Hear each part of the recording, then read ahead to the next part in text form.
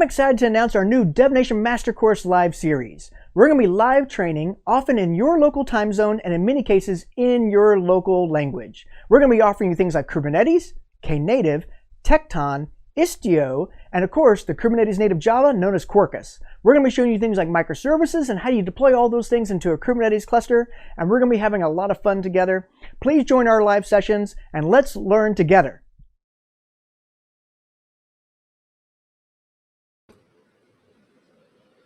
Hello, and welcome to yet another Kubernetes Master Course series. This is Kamish again with you after a month's gap. It was great seeing you all last time. So we talked about elementary Kubernetes, basic Kubernetes, And this series, like today's session, like we are going to touch upon the elementary side of Kubernetes. So it's not going to be hard, it's going to be simple. All the commands will be shown to you, and I'll put the tutorial links for you. You can go and access them as well. And in between, I'll take a pause to answer the questions. So you can just keep popping your questions on the chat, and then we keep answering the questions whenever we take a pause and answer them. All right. A little bit about myself and people who are coming for the first time. I work as a director for developer experience Red Hat, based out of Bangalore, India. And I put down my email handles here, and then my social handles also there. In case if you have any questions, please do let me know over email or LinkedIn or Twitter or GitHub, wherever you wish to ping me on. I'll be happy to answer your questions. I also released my book a few months back. The link to the book is there. It's a free ebook download. You can click the link to download the book. And then that's about Knative. So this is the next section of an advanced side of Kubernetes-based application deployment, right? So with that, I'll take a few minutes to see like if everybody's able to hear me well and listen to me well. I'm also just watching the chat. You can just put a acknowledgement on the chat saying that if you're able to hear me well. I think hi Radha, like I see there. Hi Yvonne, hi Satya, good to see you all again. So just put on the chat. Just let us take a pause for 30 seconds. You can just put on the chat to see if you're able to see my screen well and able to hear me well, and also my video is also good. And then we can just get started with the session. That's great. Thank you, Olin. I think it's great that I'm able to this is a typical YouTube issues, right? So, and the funny thing is that my Mac crashed a couple of weeks back, and now I'm still struggling to get, and then I'm on a new machine altogether. So please bear with me if I'm just struggling to move the windows off. I'll try to be as smooth as possible, but in case, you can just apologize me for that. That's great. I think I see all of the guys, like I see Andy, Yuan, and then Sumit, Ankit, Nigel, Androl. I think I see all Sudhakar. I think I can share that, Sudhakar. I think the link is https://dn.dev/knative cookbook. I'm just putting all the links, the useful links for this session as well. So this is the ebook download link. You can just download it from there. And all the commands that I'm going to use on this session is going to be there on this link. I'm just going to put there right now. It's going to be dn.dev/cube tutorial. That's going to be the link where you can follow what I'm going to see here today. I think I'll be shifting between OpenShift, which is going to be the commands where I'm going to show that, but the commands are taken from the tutorial, which means that in case if you can go back and try those commands as well, and while following the video as well. The links to the slides will be shared to you over the email. I think Yvonne and Tanya will take care of sending that across to you guys. So the links, the slide link will be sent in a separate email, if I'm not wrong, along with probably the link to the video also, right?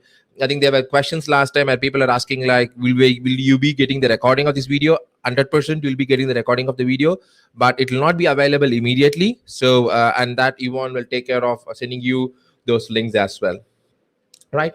And that's great. So let's keep moving. So we got a pretty good time, but again, once a question pops up, then it gets pretty serious. So this is agenda for today. So if you see this agenda, probably if you see the master course beginner, that was we see last time, we saw about Kubernetes, why we need Kubernetes end of the day, and then few Kubernetes jargons, and I showed you an installation of using OpenShift, and that's the same installation I'm going to use today as well. And then you can also saw about kubectl, which is the Swiss Army knife, the tool that is used to interact with Kubernetes. And we call them as we have another variant of that called as OpenShift client, so which is basically added features on top of kubectl, but pretty much end of the day they both are same. And we saw about the very important jargons or things within Kubernetes, right? The resources, what we call in Kubernetes, like your pods, your replica sets, your deployment, which is a basic unit of application running inside of Kubernetes. And we also saw about logs and Stern. I mean, how do you do a log, right? I do extract the logs from the container, see the logs and all that stuff. And finally, exposing the application as a service so that the service could be, other consumers can use the service, or we can also interact that using a public URL. Okay. That is something which we saw on the beginner master course, right?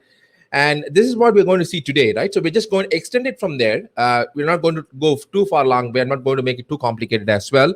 So we just see we deployed pre-packaged images last time, right? This time we're going to see like how do we actually build images end of the day, right? I'll show you the multiple different techniques of building images, which is basic technique being using a Docker file, right? So that's something which you'll see. And the second important thing we'll see about how to effectively use the resources, right? So because all these deployments will happen in a cloud mostly, and even within your data center as well. But if you're using your data center, then we'll see like how we can limit the resources. Like, okay, this pod gets only 1 GB of RAM, this pod gets only 2 CPUs and all other stuff. All right. And the third important stuff is about rolling updates. So this is very, very effective. Why the whole purpose of why we use Kubernetes, right, for microservices-based development and deployment. So rolling updates becomes super critical, right? When I do a rolling update, how do I do an update without disrupting the services, right? Existing services. And the same thing applies to live and ready. So because when I do a rolling update, when I say my service is live, when I say my service is ready. So those concepts we talk about live and ready.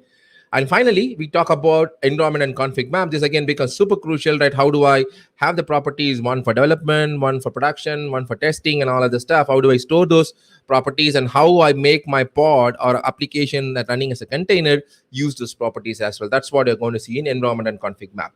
And that's pretty much going to be the agenda for today. So you'll see about that. We'll take a quick recap of the older things which you saw earlier, and then we'll come to the elementary courses side of things. All right. That's great. So let's take a quick recap, right? What we saw in the thing, right? I just gave you a very gist about that. But if you see like the core reason why we adopted, why we moved to a platform like Kubernetes, right? There could be multiple other platforms, but we prefer to use Kubernetes. And why we use this, the principal reason is being Kubernetes is like, for example, if we want to know how to scale my application horizontally or vertically, and I want to have multiple instances of the same application running within my container or within my VM. Sorry, it's not within a container, I say within my VM. So that like I can run same port, I can avoid multiple port conflicts so that it's easy for people at the security and firewall level to kind of help these things up. Okay. And how do I manage them on multiple hosts? Mean to say like I want to smoothly distribute my application across. And then I also want to co-locate my application in some cases where I want to have my application run alongside the database just to have some performance improvements. Okay. And then also want to know like how do I can kind of know if I deploy my application is and the particular node is having some issues. Technically mean to say like the node is having a trouble having memory or a CPU or disk, something like that, right? I should have my application avoid being deployed, right? I don't want the application to be deployed because I already have a problem. I need to fix it first before I can deploy my application. And the third one is like, how do I keep them running? What I mean by keep them running is that, so I don't want, whenever, let's say I want to have 5 instances of my application running always. So I want to make sure that my actual and desired count, what we call in a cloud native world as replicas, to be always same. And if it's not same, there should be something which should come and resolve this particular thing up as well. All right. And then how to update them. What I mean, this is what the rolling update thing which you're going to see today. And finally, like we'll see how do I rebuild my container images and deploy my images as well. Okay, so these were the basic challenges. And to solve this problem, we approach something called as a Kubernetes, which I call as an application orchestrator. Okay, So why I call it as an application orchestrator is because like we know there is a lot of infrastructure platforms like AWS or Azure or Google or you have a lot of other cloud platforms, right? These cloud platforms are able to automate or orchestrate your infrastructure. But what we are trying to get or achieve with Kubernetes is that we are trying to achieve an application orchestrator, meaning to say, so I want some kind of an orchestrator which can help me to roll the application up, roll up application, roll down application, increase instances, decrease instances, and scale across, resilient, and all these stuff, right? So that's where Kubernetes came into picture. All right. And now, but the thing is like, so if you're going into an enterprise, right? So when I'm on an enterprise infrastructure, then what becomes important is that it wants a stability, right? If you're seeing, if people are observing the Kubernetes platform right now, the Kubernetes has a release, if I'm not wrong, approximately 45 to 50 days, right? There is a release which is happening on Kubernetes, right? So which means that when I deploy my application into production, right, it's a production grade application in any domain you wish to have, right? The problem, what happens is that when I deploy my application into production, now the issue becomes like I want some amount of stability, I want some amount of security, I want something to be quality tested, and I want to have a stable version of something which is being supported by a company like us, like Red Hat, like which will help you to kind of do this stuff always, right? You can go and do the trust, and then you can concentrate only on your business, which is important for you. All right. So that is where you do this, right? Well, that's where you get into open platform like OpenShift, where you can go try these things out. All right. That's great. So what's Kubernetes end of the day? So we saw about few things about pods. This is something which you would have hit about every time you see, you just do a search about Kubernetes. This is the first thing which comes up, right? Kubernetes allows to run application as pods. Then what's pod? Where this pod thing came, right? So pod thing came from a typical English word of pod, which means a group of whales living together. We apply the same concept on doing containers. So we run containers, the Linux containers end of the day, which is where your application is going to run. A pod is going to basically run your Linux container. So that's what we saw in the last session as well. And that's exactly what pod means to us. And beyond that, there are a bunch of other Kubernetes terms, right, that we take a recap from what we saw last time. As you said, pod is one or more containers, and it has an IP address through which I can interact with the pod, which means that within the cluster, there'll be a DNS, which will be there within Kube. I think those are higher concepts, but I'm just quoting them right now. There's a Kube proxy and a Kube DNS, which runs inside the Kubernetes thing, which can go find out the pod by his IP name or a service name, okay? The service name or an IP address. So I need an IP address for that DNS resolution to happen within the Kubernetes cluster, so which is a private IP end of the day. And then there's a shared storage, which means that all the containers share all the storage by default. There is no storage attached, which means that my data, which I put within a pod, gets destroyed when the pod is destroyed. All right. But there are techniques by which we attach storage. That is what is called as persistent volume, where we can go and attach storage with a pod so that it gets persisted and then it gets restored when a new pod is created. Shared resources, obviously it shares your memory, it shares your CPU from the host, which means that we can control. That's what we are going to see in resource limits, where I can control from the node. Let's say node has, 64 GB of RAM and then 10 CPUs. So for example, I can say this pod can take only, let's say 3 CPU or even less than that, for example, and then it can take only 2 GB of RAM. Okay, that's what I mean by shared resources. The pod shares the resources, which means that the resources get cascaded inside the containers so that containers cannot go beyond the point. All right. Shared lifecycle, which means that it goes up and down. If you have multiple containers within the pod, all comes up at the same time when the pod is started, all goes down at the same time when the pod is destroyed. All right. Replica set and deployment. This is the next level of object deployment, where we means, okay, as I said earlier, on our DevOps constraints, we find like, how do I make the containers desired and actual count always remain same, which we call as replicas. So that's what a replica set and deployment will take. A deployment is a higher level object which deploys your pod. And then replica set is kind of created by a deployment, where within deployment, say I want 10 replicas, I want 5 replicas, I want 4 replicas. It depends upon your need, right? That's what I say there. And now when I have replicas, right, what basically happens, your consumer or somebody who wants to interact with the service, that's end of the day, which is a critical requirement. That's where service comes into picture, right? The service goes, selects your pod based on a selector. I think we saw about the selector last time. And then it kind of goes and gets your all the services and then sends a request to those things, right? Using a typical load balancer kind of an architecture. So there's a very primitive load balancer that is there already built inside Kubernetes, which does a round robin, and there are other request based and other algorithms algorithms, which is also be changeable. But out of the box, by default, they're all round robin, right? It goes to one of those pods alternatively for each request that comes in. Okay. And the service obviously will have a DNS name. So that's what we'll use for to interact with these pods. That is what we give to the other services. Okay, you want to talk to this, use this name, and then talk to this particular service. So that's what service is all about. And persistent volume, as I said earlier, data within a pod is ephemeral. So if you want to have data stored, persisted, then I go into use persistent volume. And the last one is a super critical one, which is called as a label. So because everything within a Kubernetes or all the Kubernetes resources are labeled, and everything plays with the label, even the service, right? We'll see as part of recap demo, we'll see how service labels are applied to kind of query the pods and they get the data from you, right? So labels are very super important for you. I'll take a quick pause here to see if we have any questions before I go further.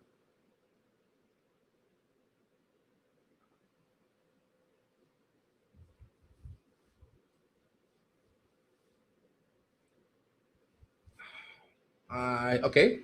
I think there's no more questions, so probably I will keep moving, and you can keep popping your questions on the chat, and let's see how it goes. All right, great. So this is my sample cluster, right? We'll see about those clusters as an example as well. But if you see this cluster in this case, so anybody can do. I am a developer, and somebody else an operator. Both of them can interact with the master as long as they have an access to this, and then okay. I'll come back to your question, Mithun. I think I'll talk about what is OpenShift, what is about. I think if you remember earlier, like before I go further, I'll answer Mithun's question before I call. See, OpenShift is nothing but your enterprise Kubernetes. Okay.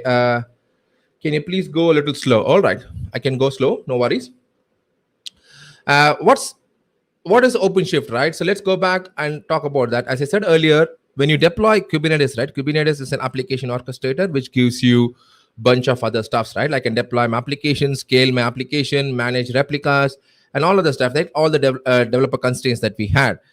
But when you come to OpenShift, right? So what I want is, as I said earlier, Kubernetes is an upstream project, which means that it had as part of this upstream project since day one, and we have been deploying applications. It allows you to deploy application into Kubernetes.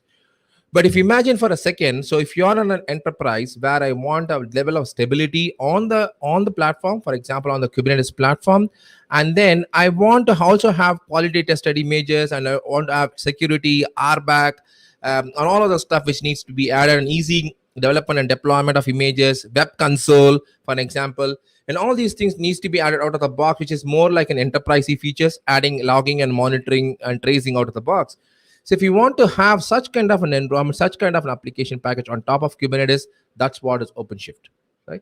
OpenShift is basically, you can call OpenShift as an enterprise Kubernetes, like how we have Fedora, which is a Linux, it's an upstream Linux. We have Red Hat Enterprise Linux, which is a downstream, which is a supported version of Linux of the same Fedora variant. So there's a similar way, Kubernetes is an upstream variant of the Kubernetes platform, and OpenShift is nothing but your enterprise variant of Kubernetes platform, which is supported by Red Hat, and you can get a subscription from us for that. I hope this answered your question, Mithun. All right, so I think with that, so what we'll also see is like we'll see about how to interact with a kube cluster end of the day. So we'll see about multiple other things, like understand the concepts of Kubernetes cluster. If people who were there as part of my earlier session, probably you would have tried to understand. It's just a recap of what we saw last time, like what's a node, basically what type of nodes we have. Okay, so let's take a first example of Kubernetes cluster nodes, right? By default, Kubernetes as a concept of master. Okay, master is a node. Node is nothing but a compute. It could be a physical or a VM or any kind of thing which you want to have. That's a master node. And we also have something called as worker nodes, right? Where your application worker runs on, right? Your application workloads end of the day. So again, those are also going to be called as computes. And for example, if you say a master node, the master node has a few critical processes which runs, right? This is usually done during OpenShift installation, right? We have our Kubernetes installation for that matter. So we have an API, so to interact with the thing. That's what we are going to do with kubectl and that thing. And then we are going to have etcd, and then we'll have scheduler, obviously, and then we have a controller, right? These are the processes that runs inside your master nodes, okay? And if you're going to have going to have worker nodes, is basically I said you're going to have an application, for example, that could be Postgres DB, there could be a Wildfly application running or a Node.js application running. Those are called as application workloads, which basically runs inside your worker nodes. Okay. And how do you identify a master and a worker? We basically use labels to identify it. Okay. I'll show you a demo quickly before I proceed on this. And before that, I saw a question on that which says that can a service be mapped to multiple routes? Okay. Obviously, can map your service to multiple routes. Definitely, there is no problem about that. But usually, it's advised that you just get one route, but you have to give a different domain name for that to happen, right? Or a route name. That could definitely be possible. Noel, I think the architecture document, I don't have it handy right now with me. Probably I can just share. I'll ask our team to kind of share that along with the thank you email that you'll be getting. I'll just share some links, official architecture links, which you can see, understand more about that. Yes, I think Simon, I think this is exactly what one of the things which I'm going to show you today. So we are going to see, like most of the cases we use kubectl, which is sometimes becomes cumbersome for people who are new to this, or you are just getting used to Kubernetes based deployments. I'm going to show a kubectl based stuff, and then I'm going to shift to OpenShift and then do all the exercises for today's session using OpenShift GUI, right? Just GUI, nothing more than that. Okay. And thanks, Mohammed. I think that's exactly what I'm going to show that also today. So all my exercises today, most of them are going to be done using OpenShift GUI, so that I'll also show you like how the way to interact with OpenShift using GUI, which solves lots of pain when developing and deploying Kubernetes-based application. All right. So now we saw about masters, right? Let's go ahead and see what they are. Okay. I'm just going to go to my console and then say, let me come here and then make this smaller, as I said, or else I just go close this and then say kubectl. As I said earlier, this is a tool that is used to this. I think kubectl, and then I say config view. That's going to show you the config which is attached to this. Right now, I'm attached to this particular cluster here, which is going to be my kube cluster, which I'm interacting with. And then that's what I'm going to do right now. So that's what you can go and interact with your kube cluster and then do all these things, right? So where do I find this config? So I'm just going to say echo kube config. So this is a file. So now I'm having a GCP cluster. So I'm just making it OpenShift GCP. You can have any name you want. You can put in any directory you want. But kubeconfig is a file that has all the details. Okay, this has your certification, other stuff. So that's the reason why it cannot be shown all that. But kubeconfig is an environment variable. So if you're having multiple OpenShift clusters or Kubernetes clusters for that matter, then what we can do is like we can have multiple kubeconfigs pointing to different thing and then interact with this cluster based on that. Okay. In this case, I have just only one cluster, so I'm just going to have one kubeconfig right here. All right. And then what you can also do is like, so let's say kubectl. I said as kubectl, obviously as a help command, you can see a lot of help which comes up with kubectl. In this case, you see like a lot of things which you can do, right? Basically everything from a CLI point of view. All right.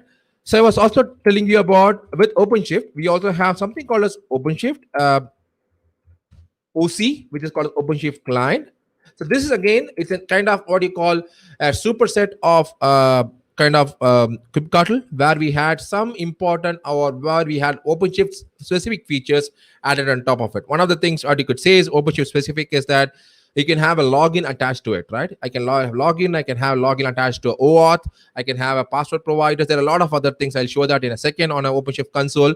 I can attach all these stuff inside your OpenShift login. And then let's say I want to do a login, then I have to do OC login. kubectl doesn't have a way to do the login. So what I basically do here is that I go ahead and use login using OC command. OC login, then I can do OC logout. I can log out of the session as well. All right.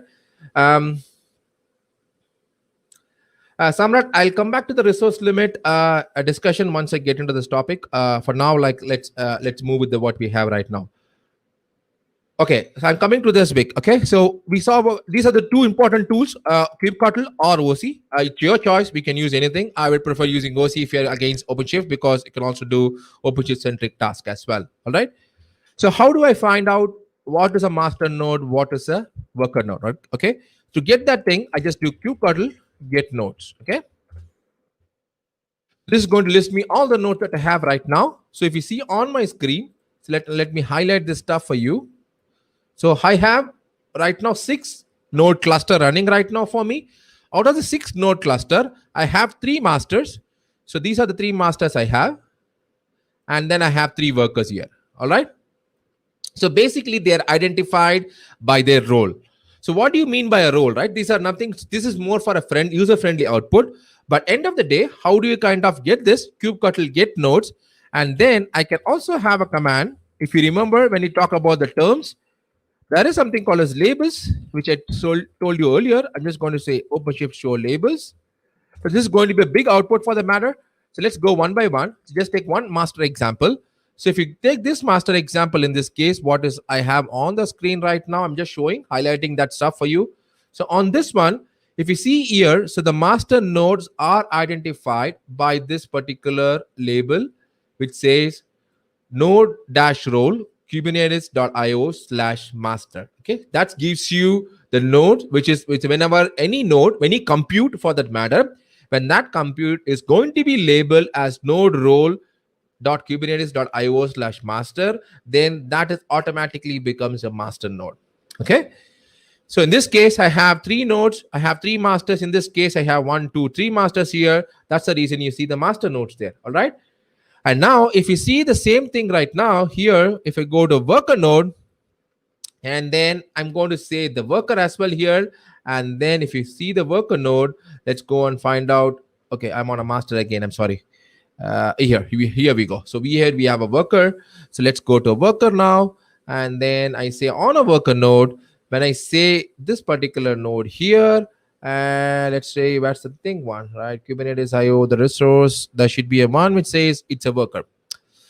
Let's go find this out. Okay, there we go, right? So we have this one which says right now, so node.role.io, which means that master, and then node.io.role, which is going to be your worker node, right? So this is what is going to happen. So that's how you identify whether a node is a worker node, or it's going to be a master node. All right. And then we also by default, what also happens is that when you're going to have a node which is a master, then not is by default it's called as schedulability is default. By default, it's disabled. What I mean by that is I cannot deploy workloads onto my master thing. So even if I can have any big cluster, any number of worker nodes on your cluster, but end of the day, all you require is just 3 masters. 3 masters is more than enough to control at least, I could even say 100 worker nodes for that matter. Okay, but again, it depends upon your deployment architecture, where you want to change the stuff, you can how to control and all of the stuff. You can still do that. But what I want to try to iterate right now is that the master nodes will not have any application workers deployed. So which means that they're truly only purpose for them is to control your worker, control your scheduling, where to place your pods, where to place your deployments. All these things are taken care by master nodes. Okay, so that's the reason why it's kept light. And then it has an API, it's an etcd database which knows which node is deployed where, what is IP address, how I can reach that node, how they are connected, and all of the stuff. All right. I hope this also, I think there was a question around this. How do you identify a master node? Vic, I think this helps you to identify what's a marker node, what's a master node, and how's a worker node. I'm sorry about that. My tongues are slipping today. It's not marker, it's worker and master. I'm just kind of combining them. Okay, Vic, I think the simple reason for having 3 masters by default, which is the default architecture with OpenShift 4 deploys, is that to have a high availability. Okay, it's a mandatory. If you want to have high availability, then definitely you need to have 3 masters for that matter. Okay, that's great. So let's keep moving. So let's see one quick deployment. As I told earlier, so I'm just going to do a recap of what we saw yesterday. I think let's go back to this and see what we have further on this one. Okay, we saw about masters, we saw about nodes and all other stuff. And we can go to deploy the image. I'm going to show you how declarative the deployment is. When I say, okay, now what I'm going to say now is I'm going to deploy my application. I say I have my application in a, let's say in a Kubernetes node, right? In a Docker Hub or in a Quay.io. There are multiple container registries which are available. So what we basically do here is that I take an image which is nothing but a Linux container image where I packed my application. I'll be showing some Java examples on this case because I'm a Java developer for quite long. So it's easy for me to explain stuff. So there's going to be a Java application which is packed inside the container, and that's going to get deployed.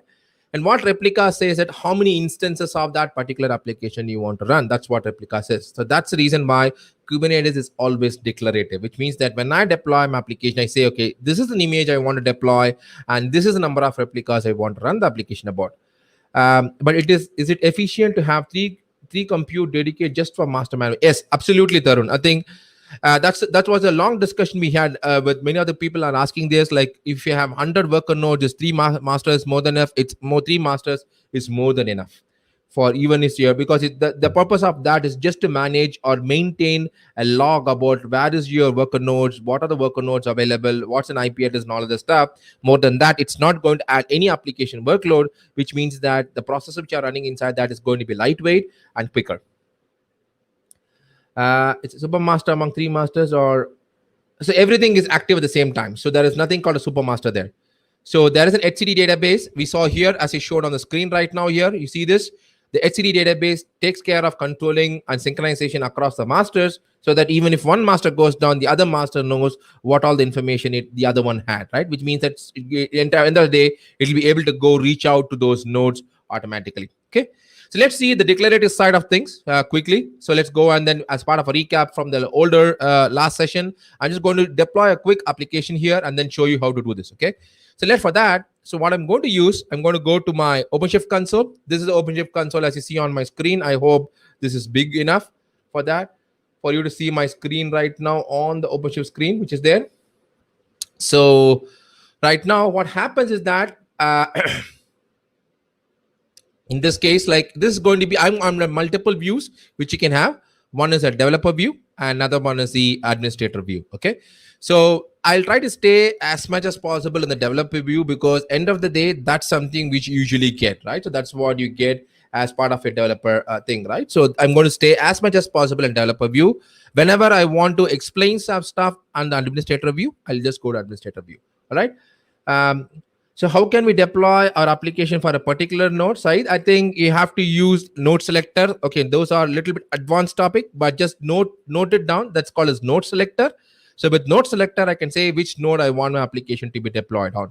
Okay, I can just do that. Otherwise, it randomly picks up based on the algorithm. There are multiple algorithms available. So it usually does based on the loads, and the least used node is the strategy that is followed, which means that that's where your deployment by default goes itself. Otherwise, I have to use a node selector label and then attach a label to a deployment that will take and deploy it in a specific node. Okay, great. Let's go and do this. The first one, as I said earlier, anything within OpenShift, you will see this, there are a lot of namespaces. So in Kubernetes, namespace is one of the important things where we deploy application. So in this case, what we are trying to do is, like in OpenShift, we call them as projects. Now comes the difference, right? The unique difference. Why we call them as projects in OpenShift? It's exactly namespace and project are same. But only difference is that, so whenever I deploy my application, right, into a namespace, and I want to control the resources that is allocated. For example, I should be having a project. I say this project needs only 2 GB of RAM and 10 GB of storage, and it cannot deploy more than 10 pods, right? Just to constrain on the resources. In that case, I want to control that out of the box with Kubernetes namespace. We cannot do this. So what we have done with OpenShift is that it's just abstraction on top of OpenShift, which you can go and do this particular stuff there. Okay. What it means that, like, I can go and add some kind of constraints saying that I can have only 2 GB or only 10 pods is deployable, etc., etc. It's more like a quota specific stuff. Okay. So to do the very first deployment, as I said, declarative, I'm just going to create a project. I can just go to the UI. I think this is the easiest way. I can also do it command line. I'll show you the command line way as well. But I just create a pod. I think I call this namespace as recap. And I'm going to have all my recap stuff put down here. You can have any description you want. Okay, I already have this project. Okay, so I think I created that today morning. So how do I go there? So I just search recap. Here, I just get this project. When I click on this, I shift to this context, right?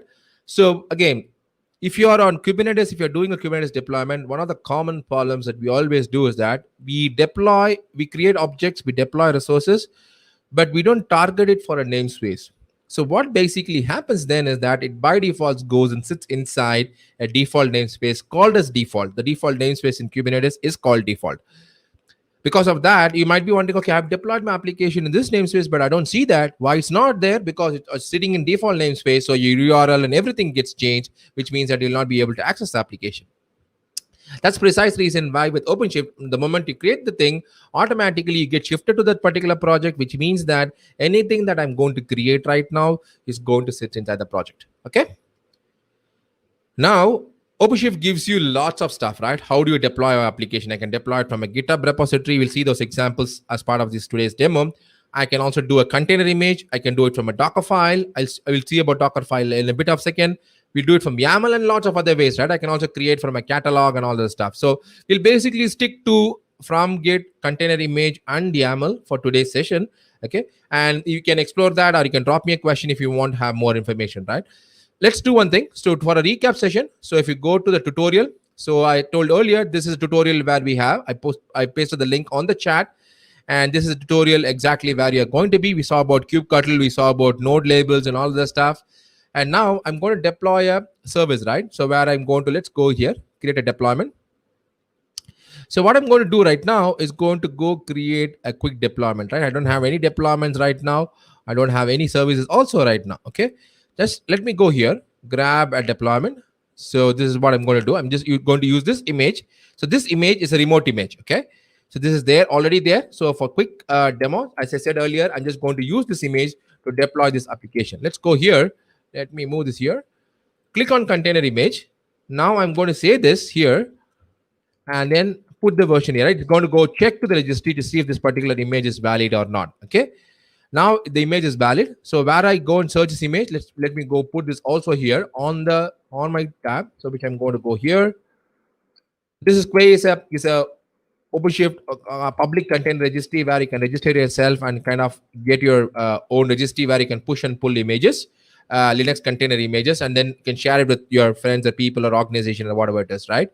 So the resources has the links to this, so you can just go there and see what this means actually. Okay, Docker Hub is one.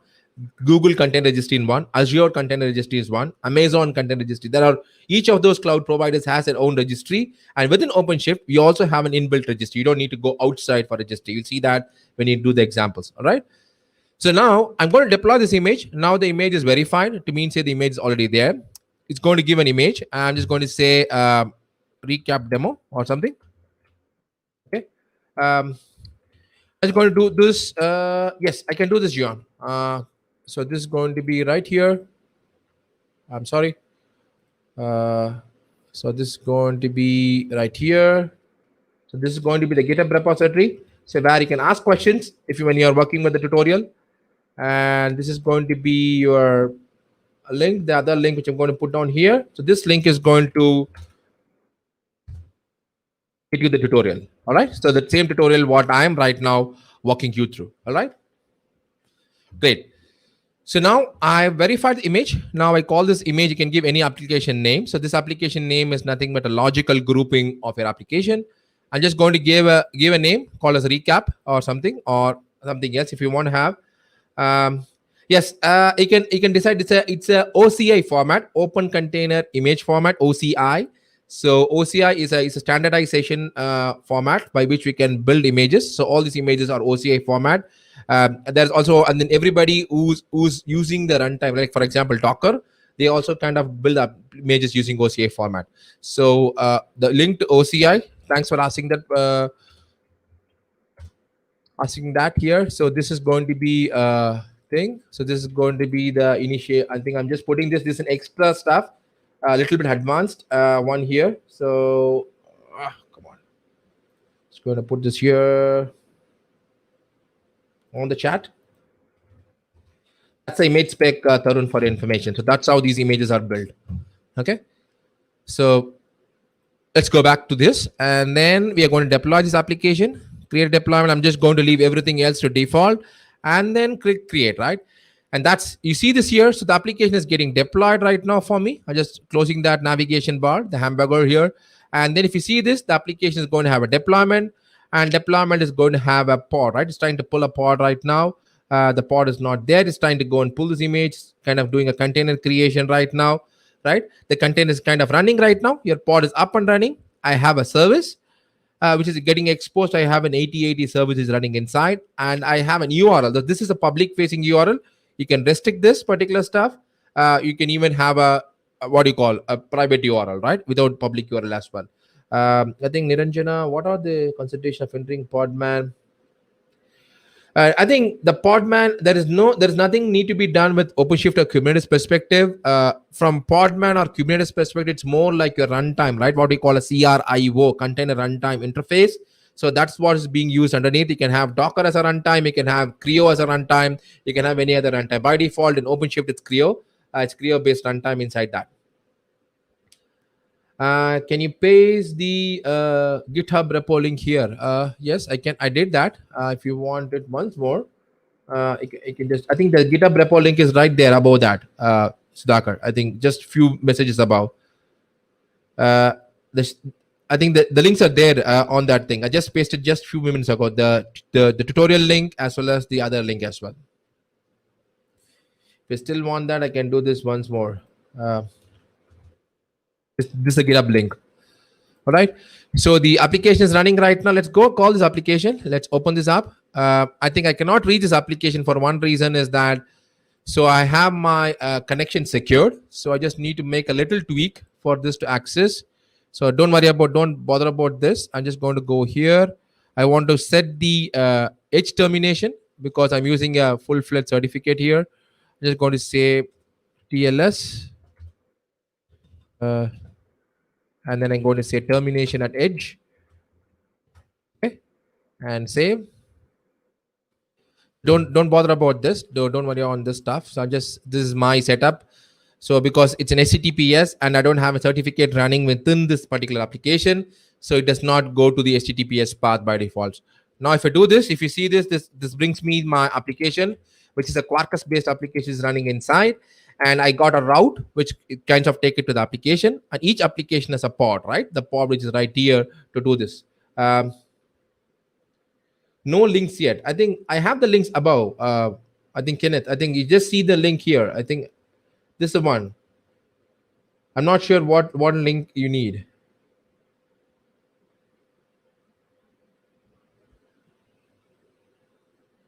I'm not sure. Santosh, I think Santosh and Kenneth, I'm not sure what links you mean there. So the links are already there on the chat. Right. Okay. So this is fine. I think I have the pods. And then what are replicas, right? If you see this, there is only one pod which is running here, right? If I go click here, it says that there is only one pod because basically my replicas is one in this case. So how do I change this? Just click on this link, which is going to scale the pods up to 2, right? This is what I mean by replicas here, right? I just scale the replicas right now, and I'm going to go to 2 replicas right here. And then when you come to resources, there will be 2 pods, which is running here. Okay, so that's what is there. So this is what we do by replicas and scaling replica sets, right? And then when I'm going to go call this particular app from the command line, just going to shift to command line for a second. These are the recap of what we did last time. I say while true, just say http-body or curl. You can use anything that you want. Sleep.3 seconds. This is going to keep calling this. So you see this, I'm going to get one from this and one from LBW-XV9, one from PHRB and all of this stuff, right? This is what we have been doing right now, right? It's kind of going in a round robin fashion because the services are kind of loaded and then gets from this, right? Okay, that's what we saw right now. I'm just going to giving a call from here. So it's kind of rotating within my 2 pods. In this case, I'm just going to stop this for a second. We'll come back to this in a second here. You go here. So I have 2 pods on this, so which is called PRHB. Just notice the last one, and then LWX9, right? So this an identifier for us. I think it's kind of rotating between these 2 pods because it's by default it's round robin. That's a thing, and this service is going to call this particular 2 pods for this. Okay, and you'll be wondering how does a service knows these things? Okay, as we said earlier, I can also let me shift to this namespace. So to shift to the namespace, I'll tell you now, we've seen the easiest way, right? I'll tell you what needs to be done in a kubectl way, right? So in a kubectl, I need to use the command like this. The recap is my namespace. Now I'm saying config set the current context, and then move to my recap namespace. Otherwise, I'll be in a different namespace. Okay.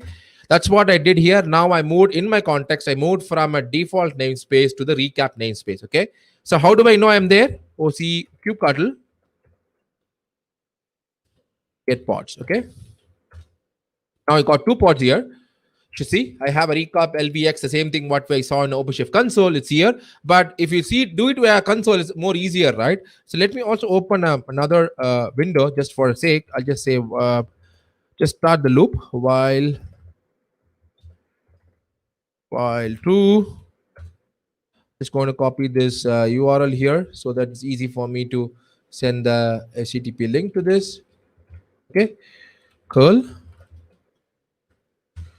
and then sleep.3 n. Okay, I'm not going to run this now.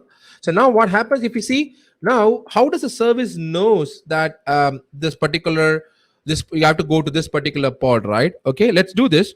Kubectl get pods show labels. If you remember, labels is there for all the resources that we create within Kubernetes or OpenShift. Okay, so now the recap has two labels, right? Which says that app label recap, app label this particular recap again. Okay, so this is what the label which has been added. There's a deployment config which got created, and that's how it gets, right? So when I go to service, kubectl get svc, I think it's called as recap, right? Okay, I just made a wrong name. Spelling mistake about that. And if you say oh YAML, that's going to give me an YAML right now. Okay. So in this YAML, I see there is a selector, right? It says go to a app called as recap. I'm sorry about the spelling mistake here. And then the deployment config is recap, right? When I find these two labels, your service, your pod is going to be picked up by that and then go to do this, right? For example, let's do the selector here. Get pods and give me pods. Select, I can use the same selector from the command line as well. Selector, I just say app equal to recap. Now, if you see this, I'm getting two pods, right? This is exactly same technique that's being applied by service to go on pick your pods when I want to go where I want to redirect. So that's how when I run this while command here, the loop, it kind of keep rotating between the pods which are selected by a selector app equal to recap and all of the selectors which we define here, right? The selector which is defined here, which says that, okay, let me mark that out for clarity. And if you see this is a selector which says this one, and then you see this also, right? This exactly the same thing which happens inside using an API to go query all the pods which has these two labels and then return me those pods. Obviously, we saw on the jargon section that each recap, each pod is going to have an IP, so your service is going to be redirected to the IP. Okay. I think this explains how a service, how you can interact with the service, how the stuff is going to get out from the service inside this particular pod. Okay. So, and also let's do one more thing. So let's also keep it running. So you have two pods right now. How do I scale them from command line? If you're a command line fan, kubectl, there's a command called a scale. Replicas. I'm going to say DC stands for deployment config. Sorry, I need to say 3 DC slash. Okay. I think it's deployment, if I'm not wrong.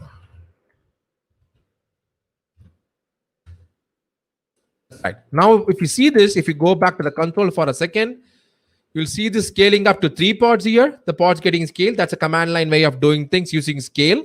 And then now you see this is going to shift between 3 different pods, right? You have 60GR, which is a new guy inside, right? You see the numbers on the right. So it says that this guy is coming inside, and now Kubernetes automatically starts to distribute your traffic amongst these 3 different pods. Okay, that's how your load balancing, that out of the box load balancing that works within Kubernetes. Select the pod by labels, use the pod IPs, send those things to them. Okay. All right, so I think this is what is a very basic thing we saw on the first session. Like we saw a deployment, we deployed my application, I have my application deployed, I scaled up my application now from 1 to thing, which is one of the things which we needed, and I can also do the scale down as it did on the showing on the console. But if you see the advantage, what I get out of thing, right? I showed you a kubectl way. but I can do all the things from within the GUI, right? I don't need to go there. For example, let's go and scale this down back. Okay, I just say click this, click this. Now the pod gets terminated. Now I'm going to go back to one pod, and the one pod is up and running. Another advantage of using OpenShift is that I get an option to expose this particular service over a route, right? So for example, this service also has a route which gives you an HA proxy which is already deployed within Kubernetes. So every route that I create, there's an HA proxy entry, it's put on there. That's exactly why the reason why I have to go change the SSL termination to be edge, because my application is not secured. It does not have a certificate. So HA proxy does not allow to redirect to that application. So we just use HA proxy, which gives you an application name. We're using the domain name, which you use during deployment. And using that, I can access this particular service from outside world as well. Okay. So I'll take a pause here to see if there is any questions before we go further. I think to actually the elementary section of things. Okay.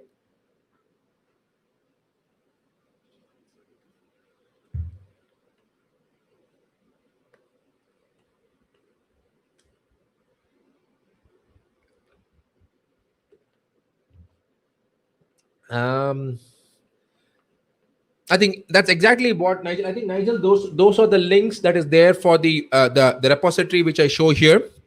That's the one where I'm referring those commands from, and that's also the repository where you can also use to try these things by yourself within your local. I think we have an example where you can set up Minikube, which is a single node cluster, which you can run within your laptops if you have an 8 GB plus.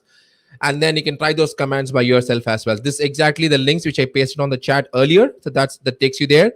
And if you missed that, don't worry. So those all links will also be sent to you as part of your the email that you'll get after the session.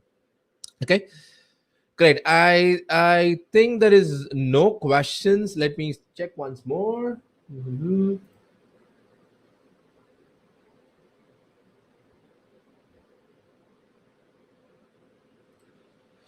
Oh.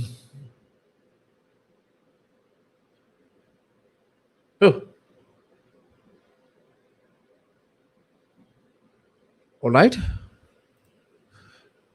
Okay, I'm going to go take a quick pause here. I'm just going to put this question, repo links here. Are you getting this link right now? I just pasted one link here on the chat. Do you see the links right now? Everyone, I'm sorry, I'm not sure why that's happening this way, but I pasted a link just now, github.com, Red Hat Scholars, Kubernetes /tutorial. If you're not able to see that, I'm also going to put it as a banner so that you can see on the YouTube video as well. Okay, so this is a link which I pasted on the chat, https://github.com/Red Hat Scholars /Kubernetes tutorial. So that's the link that I pasted on the chat. I'm just flashing it on my YouTube video as well so that you can see those links. I pasted it again. Drop the HTTPS prefix. Okay, that's fun. And I don't know. That's some YouTube weirdness. I don't know what's about that. And to the other one, I think the direct link to the instructions, I am putting it again here. I'm not sure why the HTTPS is not working. So this is the one for the thing. I'll put that on the banner as well. So this is the direct HTML link to the tutorial which I'm referring right now on my screen. This screen which I'm pasting the commands, that's there. Okay, I'm apologizes for me. I don't know like why it was not there. I pasted the chat earlier as well, but for some reason it was not coming. Okay, I'm really sorry about that. Some YouTube glitch, to be honest. That's great. All right, let's keep moving. All right, so let's go here and then try doing this. Okay, so what we saw about this, so let's go here. So we saw about labels. Let's just do a quick recap again. So we saw about Kubernetes clusters. We scaled up the clusters.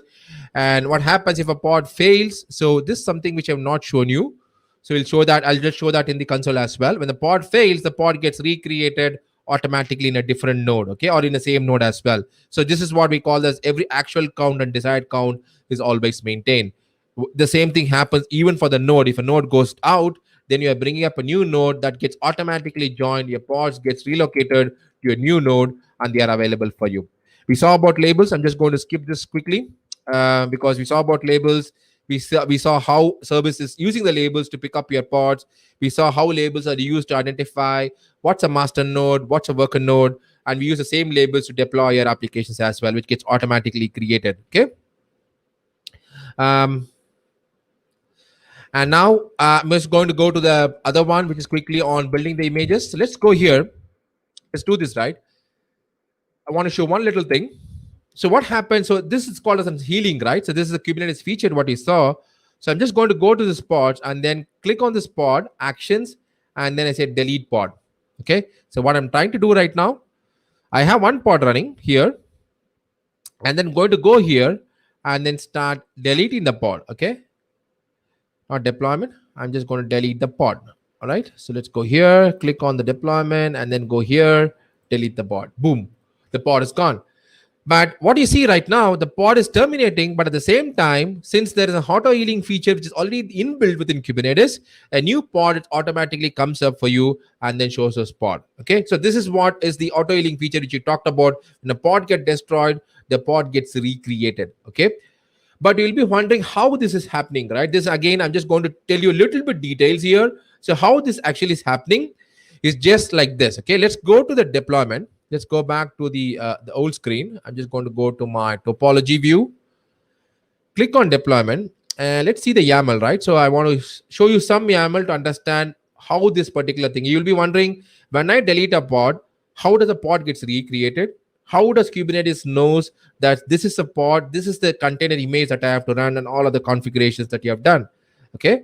So if you go here, if you go to the edit deployment, I'm just going to do a little bit of stuff here. If you see here on the deployment, I have something called as a template. Okay. And this template points to an image, right? This is basically the Quay image which we deployed here. And then for safety and security, so it always, OpenShift always uses SHA 256 signatures of the image so that like there is no middleman attacks. Okay. So now it says on the template, I have a spec which says that I have to run this container, and the container will be opened up on a port 8080. Okay, that's it. So this is a template that is being given to you, and you also see these labels that what service uses. Now I got a template. I know the container that I need to run. So whenever I delete a pod, automatically it gets recreated based on this template and this specification. So that's how Kubernetes knows that whenever a particular pod belonging to a deployment gets deleted, the pod can automatically be recreated using the template and the spec which is there defined in the template. There are a lot of other things which is there which you're not seeing right now for this particular session. There are more details which you can add, like your environment variables, config maps, volumes, security, etc., right? You're not seeing all those things for a simplicity's sake, but just imagine this is how your OpenShift or your Kubernetes recreates the pod the moment the pod gets deleted. Okay, the moment the pod gets deleted, it goes see the template, see the spec, see what's the container spec it is there, create the containers, attach the labels so that it gets attached to the service again. Okay, so that's how it happens. All right, fantastic. So what we going to see right now is how do I build these images, right? So to building images, the very fundamental stuff, I'm just going to show you a Java example of an hello world. So I have a Docker file, right? This is a very, very basic stuff that we require to create a file, right? To create an image, right? So what we basically do here, I have a from image it's going to be the repository from where I need to pull the image, going to add a jar, which is what I'm going to call this as, and then I'm going to put that in a particular directory, and then I'm going to issue a command, java-jar, start this particular jar. That's a usual Java way of doing things. I think it's going to be changed for your different programming languages, but let's keep up with the Java example here. So this is what I need at a very basic thing to start deploying my application. So what should I do now? Right now, let's go to the command line. I'm on the project. I say Docker build. Okay, I'm just using a Java 11 image for quick example. And then I'm going to build an image which is called as a tag here. So let me change to my repository so that I'll tell you how this actually works, so that I can push it to my repository. I'm just going to use my Quay repository, which is a remote repository right now. I say Docker build, tag it. Tag is one of the important things that we use in Docker. And then use a Docker file like what I show right now. You can go to the Docker documentation online to see more about what all other things that you can add in Docker. And then we can just go this env and then copy paste a target and expose the port, right? Exactly what we did earlier. Okay. I'm going to build the image locally. So I'm just going to use a Docker file right now. So I can point to a Docker file or even just use Docker file here. If you don't specify anything, by default, it goes on this Docker file, right? It's taking from this particular image. It's going to add your Java file into that and then do that. Okay. I think it can have I think if the video gets posted to you, Vaibhav, if I'm not wrong. I think Yuan or Tanya can help with that. I think there's a video recording of the earlier session where we saw more details about these things. I can grab the video to see what we did in that particular session. Okay. That's right. And then thanks for answering some questions on that, Mohammed. I think on PB and FML database, much appreciated there.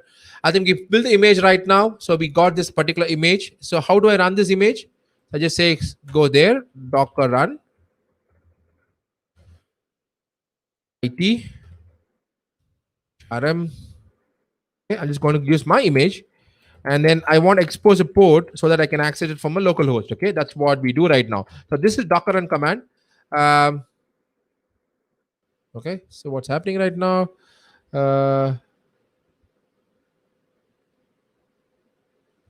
It's funnier. So let me go do a clean build, clean package.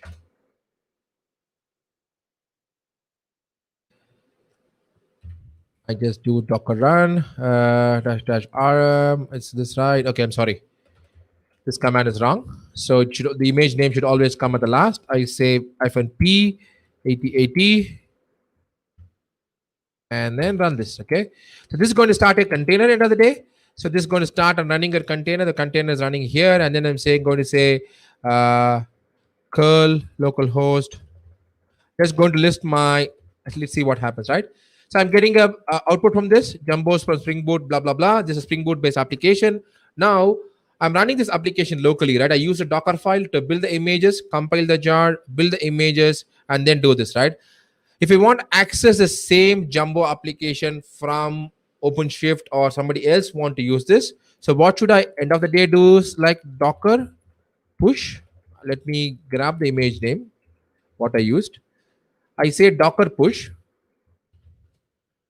Obviously, let me see if I authenticated already. So to push this image into my repository, right? My external repository, all right? So now I'm going to push this image. Let me see if my authorization is live because I rebooted my machine. Good. My authorization is there. So, okay, I'm unauthorized. I need to log in. Docker login. Okay, I'm using my user ID and password to basically log in. Once you get your credentials, only with credentials, you can push your image. You can pull any public image from a public repository without any credentials. But if you want to push an image, you need credentials. Okay. Let's push now. So this should go in right now. So let's quick check of time. So we have 1 more hour left. So this is going to push the image right now. So what we're going to have there, right? So this is going to get the image gets pushed right now. Let's go and see on the Quay.io. Let me go to my repository. This is right there. So let me go to my repository links there, and you should see the my app is here, right? So the my app application is right there, and this is getting pushed here. So let's see what happens. And this is by default, this application, this makes you non-public, right? So it's already public currently, visible to all users. So let's see there what happens. So it takes some time for it to upload. So let's give it some time. So this is basically these are the 3 steps that we need to do as part of building images, right? So building images, create a Docker file. If your application is a Java application, you just need to build the application, or Python or C++ or any kind of application. You just need to create those executables, add them inside your thing, like what I shown you right now here. Let's go here from this Java image, create a Workday AR, copy the jar, which is what I create as part of Java application, and ports that you want the services to be available on, and the actual command that needs to be executed within the container when you want to run this particular application, right? It could be Python, then we run a Python. If it's an exe, then we run an exe, and we have all other things for different programming languages, right? In Java world, we just do java-jar, and then we just run the application, right?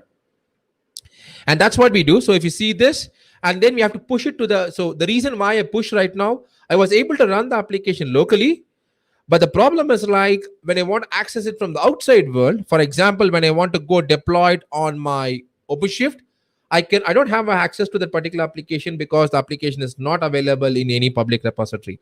That's one of the reasons why we actually push the application into public repository. All right. So now how do I add this application? Let's go here. Go to add. This is second way, as I told earlier. So we saw about how I get from the container image. We saw one example. We see one more example right now. In this example, I'm just going to use, let me verify if this image is not private, it's public. Great. So I'm going to go there. And then you see this, the URL, how we can pull this image. I'm just going to copy this just to save any typo errors. Put it here. And then I'm going to say, this is the image which I want to deploy right now. Okay. If you see here, there is no latest tag attached to this image. Okay. Your OpenShift is validating. So these are some crucial little developer experience that we have added on top of OpenShift, because once you deploy the image, most common mistake is that if image is not there, your pods keep crashing. Okay. And to avoid that, what you have done with OpenShift is that the moment I put the image, it validates whether the image exists, and then that's how it goes. If you remember, we used a tag called as v1. Now the image gets validated right now. Okay. It says the image is valid, and I can create the image right now. Okay. I say my app. Let me leave it as my app itself. I create a deployment. You can also create a Knative service as well. We'll see if we have time. I'll show you that as well. But now, what I'm going to do, I'm going to create. Okay, the same thing what we did earlier with the additional app, right? Now this is what the application grouping, right? I'm just grouped this application for a demonstrative sake. Like I just grouped them into an application called as Quarkus demo app. So it is just for a view purpose, nothing related to how your deployment is done. Now, if you see this application, so this is getting pulled out from outside world, the application is getting extracted for you, and the application is getting deployed for you. Okay, so let's wait for some time because it has to pull the application down. I have three different three nodes, and then all this gets into three nodes as well, right? You see a container getting created. It will first go check within the internal registry. Now my application is running, and you see the application is available here, and it's also accessible right there. Okay, and now this application is running. You can just go view the logs, click on this, see what application is running. Exactly, if you remember, the same application should be running earlier. And then if you go back here and click on the URL,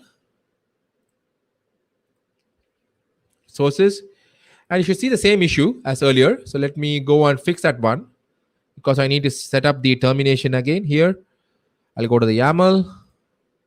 So this is a hardcore way of doing a few things, but you can also avoid this. So the good thing about this YAML editor within OpenShift is that it also has IntelliSense built into this. Okay. For this second, I need to have a TLS, right? When I put Control Tab on this, it gives you information, and it also gives you much more details about what this particular thing is all about, right? About the schema. Now I say, now I can have it here, and then save. And when I go here, you should get the same jumbo output that you got here, right? That's what it's about, right? Now this is a step that we need to follow when you want to build your application and deploy it in Kubernetes, right? You have to write a Docker file, build the application, add it to the Docker file using Docker constraint, Docker syntax, and then build the Docker file using Docker build. Once Docker build is done, push the image into external registry to kind of deploy this application out. Okay. And now my application is available outside. I can expose this application, deploy the application the same way I see John right now, and then access the application using the URL. Okay, so this is what is more about building of images, right? If you go to the elementary, the first one which you saw right now, it gives you a few other details as well. If you are very Java centric, you can also watch some gotchas here, like because there are something where your Java containers fail. So we have some examples about that. You can try it out locally to see why Java containers fail and what right image you have to use. What I mean by image here, the base image. This one has to be a right image for those Java failures to avoid. Okay. So we saw about those failures, we saw about the images going and all other stuff, and then we saw the URLs that we saw right now, and then we keep running from here, right? So just say okay. Okay. And then so let's go back here. So go to topology. We have the application running right there. We saw build images. There are a few resources. I think you can see that in Docker, Windows, or Mac. We cannot see that on my Linux box right now because I ran a Podman here, so that like you don't get all these things.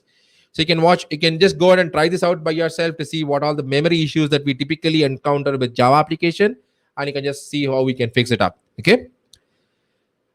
All right. So let's go do something else, right? So why resource limits? I want to explain something before we actually say something on resource limits, right? But before that, I'll take a quick pause to see if we have any questions. Any questions until now?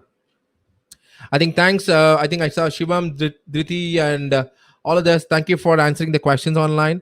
Much appreciated from them. These are the guys who work for our engineering group team. I think they are popped in to help me out here. Thanks so much, guys. I think you can ask questions, and then they are very valuable resources here to help you out. Okay. So any other questions if you have on how do we build images, how do we deploy images? We take few seconds pause to see if there's questions before we go further to see how do we do resource limits. Arpit, I think, is there any other way to access SVC endpoint apart from this? All the SVCs are accessible from within the cluster using the in cluster name, okay, which always ends with svc.cluster.local. Okay, they can use the internal paths to access them within the cluster, right? If the images are within the same namespace, I can just use curl. Okay, I think thanks for asking that question, Arpit. Let me show you with the demonstration. Okay, I have a recap. I have two applications, my app and recap, deployed in same namespace. Okay, let's take the same example for Arpit's case. Okay, and now I want to, from recap, I want to access this application, my app. Okay, that's what I'm going to do right now. So the service name is recap and the service name is my app. Okay, this is what I need for them to access. To get into this, I want to get inside the pod. I can go to the terminal from the pod. All these things could be done from within OpenShift Web Console. You don't need to have any CLI. You don't need to install anything. Now, when I do curl, let me see if I have curl. I guess I have curl. Curl my app :8080 / this is typically should go to your my application. I think okay, do you see this? So this is going to your Jumbo. Same thing, the example which you saw earlier.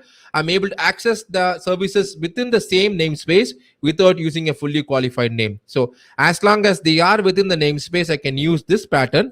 Otherwise, see, if they are outside the namespace, the pattern is like this. I'm going to show the pattern. The service name goes like this. The service name followed by namespace where you're deployed, and then svc.cluster.local. Okay, this is the internal kube DNS name that is getting used. All right.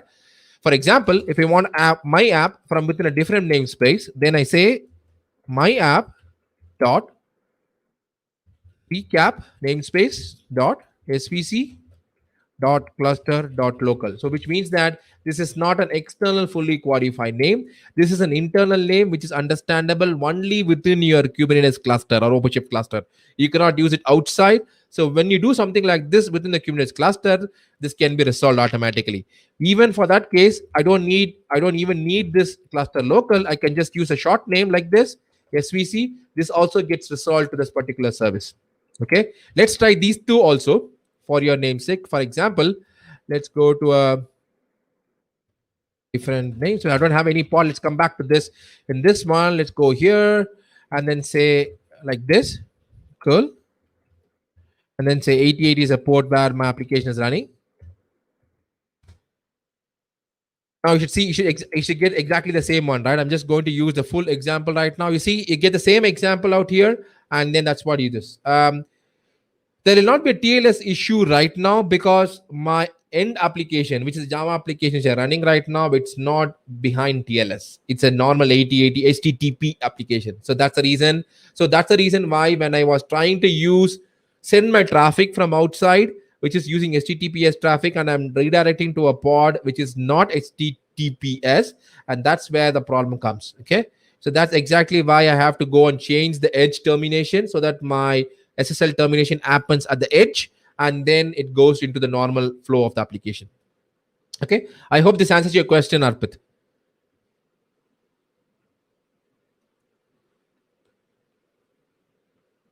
Okay, I'll just take a quick 2 seconds break. Just see if we can grab some water. That's great. All right. So now let's go and see what's there. Why do you want resource limits? End of the day, right? So let's go to my slides and then say, why do you want resource limits? Let me see if there is any further questions before I go there. All right. So we go here. There's no more questions. Arpit, I think I don't have an HTTPS example right now with me. Maybe like if you can ping me offline, I can send you an example which you can deploy it into your cluster to see that. I don't have one right now thing, but I take this as a feedback and then I'll add it to my probably my next session. Okay, or make a video around that. Right. So one of the things which becomes very crucial is resources, right? So why this is important? So especially with containers, so this is something which I want to explain to you guys. So why should I really bother about resources? So most of the cases when I deploy my containers, containers are going to be on a VM or on a host in a private data center or on a public cloud or on a private cloud, right? Wherever it could be. But end of the day, the concepts are pretty much same, right? For example, each pod, in this case, for example, each one will be spawning a thread, and they'll be using C groups, the Linux concept of C groups, to kind of use the host memory or other resources that it needs access to. Okay. Now, what happens is that the moment when I say the host memory is available, right, the host will give you only this much amount of memory for your containers. All right. And now, when the container starts spinning multiple threads, right, it's going to start eat up your resources, which means that either my container is going to get crashed or that's what will frequently happen, and my containers will not be able to run because I have applied quotas, and then I say this particular container can take only 2 GB of RAM and then only 1 CPU, for example. So this is something which is out of box. So when I write my application, when I write my deployment, I should make sure that I give only that particular amount of limit. I need to play within the limit that where my container or the quota allows me to do this. That's exactly what resource limits is used for. So, and it's a highly recommended best practice is that whenever you write any Kubernetes deployment, make sure that you put resource limits on it so that the node or the container host where it's going to run or your underlying platform, the kube platform, knows that I have to give only this much resources to this particular application.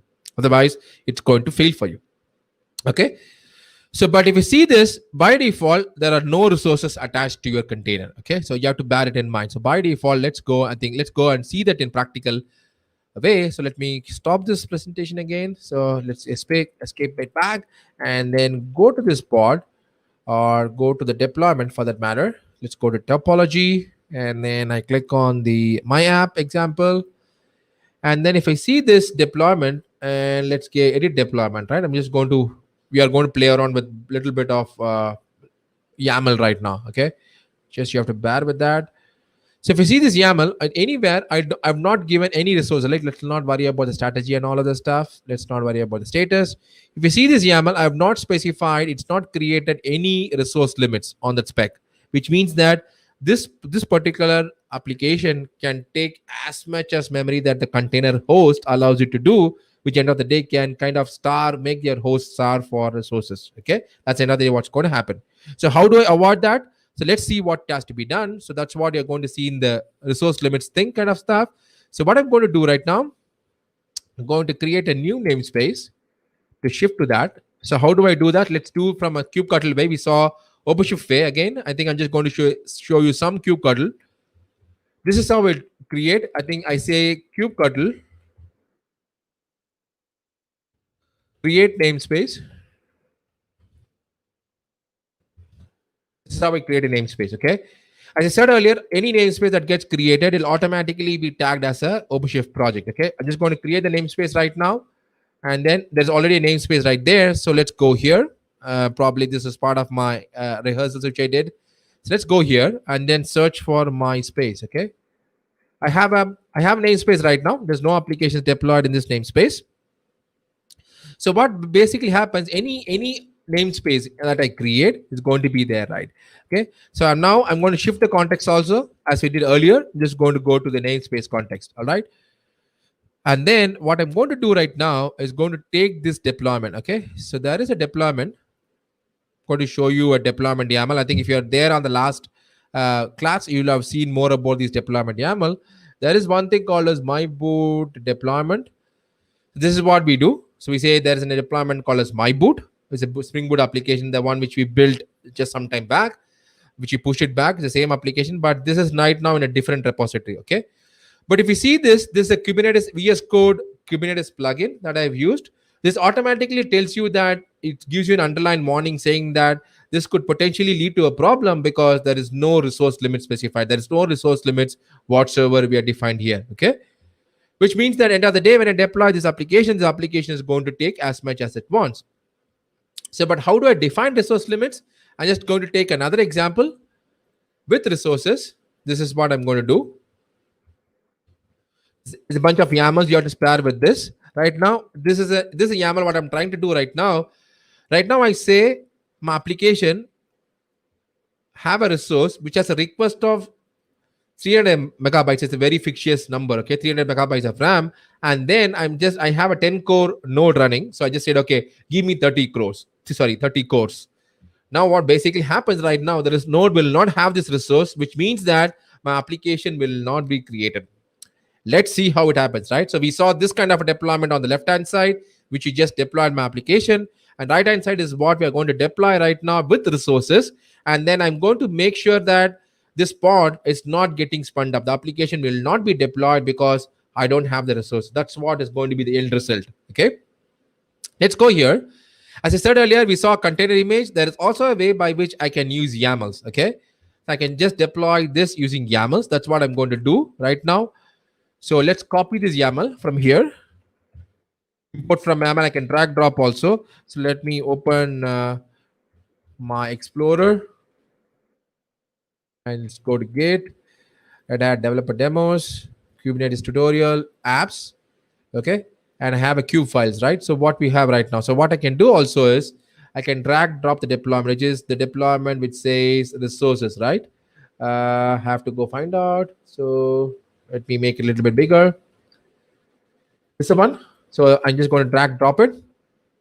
So I can just drag drop YAMLs from there as well within this console. This is what the OpenShift GUI is capable of doing, right? I just show, and you'll also see how I can directly deploy from a GitHub repository. Also, that's going to be our next example. Okay, we saw a container image. Now I'm dragging drop my YAMLs, which I can do if you don't want to write YAMLs by yourself. I can. This is what I said. I said I want to give this says 300 MB of RAM, and this says I want 30 crores. I just made it big because this is a big cluster which I'm running right now. So if I give one core or 2 cores, it will get easily deployed. Okay. Right now I'm going to go click create. Boom. Right. It's going to go back to your deployments. Let's go and watch that on the topology view. This is going to create a deployment, but unfortunately this keeps pending for a long time. Let's observe that. Okay. And then you'll see why it is pending, right? It keeps pending. I don't know why it's pending because the image is already there. But still, if you go and watch, how do I watch that? That's using events. Okay. And now you see on the events, now on the pod event, it says that all the 6 nodes which I have, including my masters, there is no CPU, 6 insufficient CPU, which means I'm asking for 30 cores, which is not possible, which means that I'm not able to create this. This is what, again, the feature of Kubernetes and OpenShift, right? Which says that, okay, I don't create it because I don't have resources, don't keep deploying it. In typical scenarios, what happened earlier before Kubernetes era, we keep deploying it, but end of the day, the application keeps crashing because it will not have space. It will not be able to do that. And because of that, it keeps failing. And then you'll see, okay, and then you have to go, some alert system says your application is not deployed, and you'll go find out the reason and then fix them up. Okay. But with Kubernetes, we are being proactive. We're saying, okay, don't do this before you actually know this thing, right? Since I don't have resources, I'll not go deploy it. So how do we fix this? Let's go back here onto deployment. Okay, click on the deployment and then go to edit deployment as we did earlier. Just bring up this YAML there. And then I'm going to say, don't do 30 cores. Just give me only one. Okay, just one core is enough for me. Okay, one CPU. Save this, and then if you go back to deployment, this should get deployed in a second. So if you go to topology view, you should see the deployment up running here. Okay, you don't have anything else right now. The deployment is up and running, and then because I got enough CPU which I need, and my deployment is right now good to go. All right, that's what we saw here, right? So we saw we don't have a default thing, and then now we say the resource limits. Now we just say this particular limit is up and running. Okay, so we saw the event saying that there is insufficient CPU. That's what we saw right now, and then it was always pending, right? So let's go and delete this and then create another one. Okay, just going to go delete this one.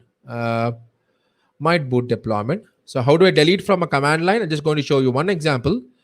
Kubectl delete deployment my boot. Okay, this is a command which you do. You can do the same thing when I clicking the right click on this particular pod here and then delete it. It's gone right now. There's no more deployment right now. Okay, let's do one more stuff. Right now, what I'm going to do right now, I'm going to deploy with resource limits. Okay, so let me show you what that particular example looks like. Okay, so this is the resource limits. Now I'm saying deploy this. I'm being a little bit careful right now. I say I want a 300 MB RAM and then 0.25 CPU, that's quarter core. Okay, and then the limits is 400 MB RAM and then one CPU. All right, so this is what I'm just going to say to this particular deployment. Right now, I say resource limits. I say limit my resources to this. Okay, a question to you all is, what if my application is going to consume more than what my request or limits are? Any guesses? For example, let's imagine my application is going to consume more than 400 MB of RAM. What will happen to this deployment? So you can put this, you can put your answers on the chat to see like what exactly happened. I like to see your answers. I'm just going to click create so that we create this application right now and we'll see what happens. Okay, let me go to topology view and then click on this source. And now my application is running right now. Let's see what happens. You see this? If anybody asks guess OOM kill, then you are right. Right now, my application is trying to start, but it's not having enough memory. Now, what your application is doing, your Kubernetes platform is doing, since it cannot allocate more than what you define on your resources, it keeps killing this particular pod. This is what is called as OOM kill, out of memory kill, right? This is a very common problem, and it keeps killing the pod because until it gets its resources on, okay? Until it was able to run the pod. So Mohammed, I think it will create based on request not exceeding limit. Podal crash loop. I think Podal crash loop is very nice. I think Mohammed, you got it right. I think that's what he calls OM kill. So let's fix this up. I'm just going to click on this deployment and then go to details and just go to scale the pod down. Okay, because I know this is not going to come up. And now let's go back to edit the deployment. Okay, and let's go here and then say, okay, I'll just make this 1500 to be on safer side. I have an heavy application just to demonstrate this purpose. And then I say, I want half of that. Okay, 750. That's going to be, okay, I just need to do the other way around. Sorry. Okay, so you can check the Kubernetes docs to see like what all the MI stands for. MI stands for millicores. And then I can also give it in gigabytes as well if you are very comfortable in gigabytes. And then I think CPU stands for millicore. In this stands for memory, right? So megabytes in memory. Okay, I'm just going to say, and then the request is going to be just 750. I'm just going to say 750 MB of RAM. That's what I need. Okay, I'm just going to say save, and then the state is already there. It cannot scale up right now because I already scaled it down. Clicks to scale, and let's go see the pod should be running in a second. And then you go see the logs as well on the pods. Let's go see the logs. I think the pod should be up and running in a second. Let's go here and watch from the topology view. Okay, the pod is up and running right now. Okay, no issues, no OM kill because I had given it enough resources for it to run. Okay, so that's exactly what resource limits talks about, right? How I can control or constrain my resources to a particular deployment so that like it does not exceed my quotas which I'm allowed to create. And also like as an operator, as a person who's controlling your cloud, you can also make sure that on this particular project, on an OpenShift project, I can set quotas as well. Okay. um, I think this is what you can do as well. I think this is exactly what we saw here. We just keep running it. We got the resources. I think this is again an example. It says that it cannot be done as well. Okay. We saw the OM killed example as well. Okay. Now what right now happens is that now I have a pod which is running right now. Okay. So which means that I can also do a rolling update. Okay. So there are two things which you're going to see right now. So now I have a pod which is running. So right now I need to create a thing. I need to go here and I'm just going to use this. Right. I'm on my tutorial link. I'm just going to create a service right now. Okay. I can also create it from the OpenShift console as well, but I'm creating from the command line right now. And then now when you go to our OpenShift console onto this particular application, I have a service created. Earlier, if you saw, there was no service. Now a service is attached. Okay. The same concept what you saw earlier. But this service is not an exposed outside, right? When I click on this service, so it's expecting of type load balancer. Okay. So which means that it relies on the host, right? The cloud provider to give it an IP address. So usually with any cloud provider right now, it takes a fair bit of time to get a particular IP address. Let's wait for some time to see what's IP address I get for this. So let's refresh this to see if I can get the IP address. Okay, I got the IP address right now. And then when I say curl from here, I should be able to get inside the service to access the service, right? So let's just do a curl from here, from the command line, curl, this particular IP address, colon 8080, right? So that's my service. Okay, you see this? This Aloha is there from my particular Spring Boot application, okay? Mithun, I think limits is hard, okay? And request is what you request for, okay? So that is a very minimum thing that is required. A limit is a hard limit saying that I cannot cross, my request cannot cross this beyond this, okay? It's a usual practice that we kind of just have a limit, set a hard limit, or if I want to be more concerned, like I just give this particular limit and then you can ask from within this particular limit. It's again a convenience, but it's up to you, okay? But what basically the underlying platform will do is like when they set the limit, it goes allocates that minimum resources that is required. That is what will be taken. Your request will not be taken. Okay. So, but if you don't if you don't specify a request, if you don't specify a limit and just specify a request alone, then it can bump beyond your limit. Okay. So now what I have done, I have exposed the service. Earlier we created the service using this particular URL, but this time what I did is like I used a load balancer type service. This is what we got right now. And then when I created the service from the underlying cloud provider, there was an IP address which is allocated this. This is for the public type, okay? Only when my service is of type load balancer. Let's open the service example for the thing. So let's go here and then my boot service. You see, this is a service that I created, and obviously it can be equal also, Mithun. I think both of them can be equal, a request and limit. There are multiple types. One is node port. The load balancer is what it goes to the underlying cloud provider load balancer or whatever load balancer you're configured with OpenShift deployment, and then gets an IP address from that for you to access. And then you saw this selector labels as you saw earlier. I also have a selector label defined here. My app is boot.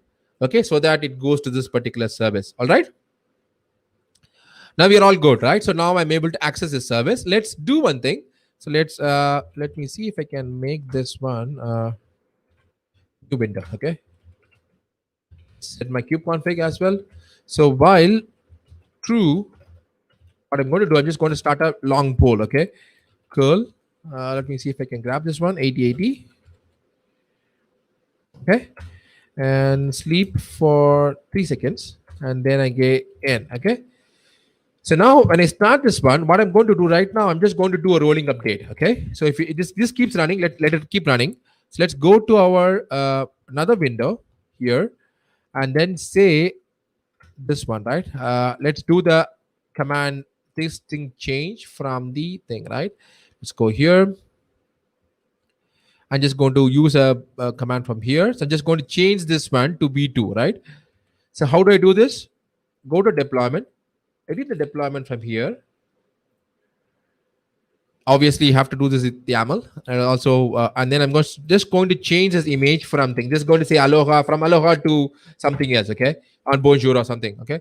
Just going to say save, and let's go back to our thing, and then you also see watch here, and then still we are getting aloha, and you see there's a slight pause here, right, because the application is getting rolled.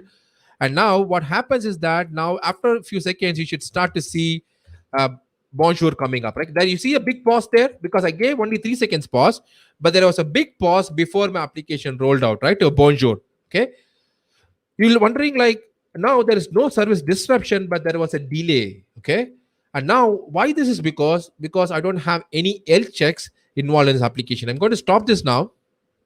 What I need right now, if I go to my topology and click on my deployment, there are no health checks. You see this box right there at the top, which says on the thing. So I say no health checks. It gives you giving you an alert because this is kind of a bit dangerous. Not actually not dangerous. It's not good practice within your microservices deployment that if I don't have resource, I mean health checks deployed. You wonder why, right? Now you saw that my application was running. Some consumers keep consuming it, but right now what happens is that because when the pod rolls over from version 1 to version 2, there was a pause. Okay, there was a huge pause. I said 3 seconds, but the pause was even more than that. Okay, because that's the time where the rolling was happening and it was not able to respond. So for that reason, Kubernetes and OpenShift has something called as resource limits. Okay, we saw how to roll this out. We saw the application rolling out from you. We just changed from Bonjour to Aloha to Bonjour. And this is exactly what your probes, what we call in Kubernetes world, are used for. With probes, what I can say that when I can say that when my application is ready, when my application is live, there are two types of probes: liveness and readiness probes. Liveness probes tells that when my application is live for the request to come in, and readiness probes tells you when my application is ready to serve the request. Okay, when it's ready. All right. So it could be anything for that matter. It could be curl. It could be a file created on within a container. You can have any kind of logic for that. So I think I'll put that link, the resource links for that one. It's there on the chat. I'll just put it as part of the resource links. Let me get it here on the Cube Docs, Kubernetes. This is very important. So I'll just put this on the. Oops. So this is what we are talking about right now. So if you when you get time, you can just read on this as well. I'll put as part of the resource link, the Cube Docs. So as part of this particular liveness and readiness pro, what I'm trying to say to my application is that don't be ready until I say you're ready, right? In this case, for example, on this particular example, I'm saying liveness probe is that only when I for this particular HTTP get, I get 200 response, right? All success responses. Okay. And readiness probe, I pretty much say that my application health/health, I have a path where /health, which says that which returns 200, then it means that my application is good to go. Okay, these are the two things we can have this. There could also be TCP commands. There could also be curl commands, which I can say go and find a particular file is created. It's all depends upon what type of application you write. But end of the day, you need to specify this liveness and readiness probes. Okay, so let's do this. So how do I do this? You can also do a kubectl apply, but I'm going to use the console here in this case to show you how easy to do Kubernetes application development with OpenShift. Okay, for this particular thing, I see this alert here, the bell here, the notification. I'm just going to click this add health checks. Click on this. Now I get all the probes which is possible. We're not going to see about startup probe, but you can see the tutorial or the docs to see startup probe is that. I'm just going to say readiness probe, HTTP get. As we saw, I'm just going to use the same thing what we did earlier for that matter. So what I'll do is get this one right here, right? So let me go and open this, what do you call, live and ready. Okay. I keep it this side just for your reference sake. Okay. And just so what we want to do, I want to say, go to this path 8080, initial delay is 6 seconds. List of other things I'm going to leave to default. Okay. So we have 8080, failure threshold is 3 instead of 5, just give 3. And then success threshold is 1. What happens when it's continuously fail? It's going to stop it. Initial delay, wait for 10 seconds before you actually start to probe. Okay, you can change this based on your request. Okay. Oh my gosh, I'm seriously wondering why this does not work, Nigel. I'm sorry about that. Tanya, can you just post this link back on the Kubernetes doc link here? I don't know why this YouTube links is not, HTTPS is not working or something. So can you please post it back? So we are just doing this thing right now, and then we say initial delay seconds is 10. Okay, done. My liveness probe is added, and now I'm just going to do a readiness probe. Sorry, readiness probe is added. Now I'm going to do the same thing for the liveness probe as well. Just same delay seconds. Now when I say save and add, okay, since this is a change in a deployment configuration, a new pod gets created. But now you see the alert is gone right now because I'm good with my liveness and readiness probes. Okay, so let's wait for the pod to come up, and then let me go here and then start the sleep thing again, right? You see the bonjour is coming up back again, and then it's fast right now because it's still going back to the old one. There is no disruption of your services. There is no delay also. Okay, and now right now what happens, will wait for the pods to be running. That's good, right? We have PQMM right now running here. We see transferred from 6G S4R to PQMM without any issues. Okay, see, there is no delay, there is no stoppage in between because we added the liveness and readiness probe. This helps Kubernetes load balance thing to go and see when I have to stop sending to this and when I have to stop sending to the new one. Okay, so just do the same thing what we did earlier. Let's go and flip this back to the old deployment. Okay, let's go and change the rolling update now. Okay, we are going to do a rolling update. In this case, I'm just going to go back to v1 of the service again, and then let's save this. So v1 is done. Let's go back to our application.